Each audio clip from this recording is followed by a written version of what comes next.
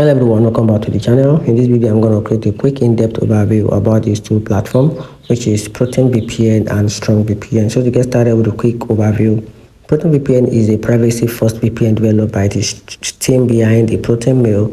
It offers strong encryption, no log policy, open source app, and a secure core server that routes traffic through the ultra-secure countries, making it ideal for privacy advocate.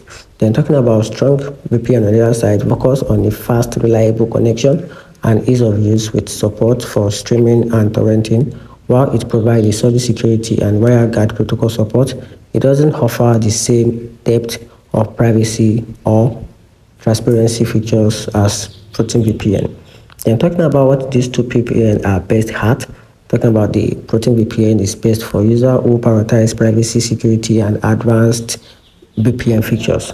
Then talking about the StrongVPN on the other side, they are best for users who want a reliable streaming and fast connection with a huge amount of strength.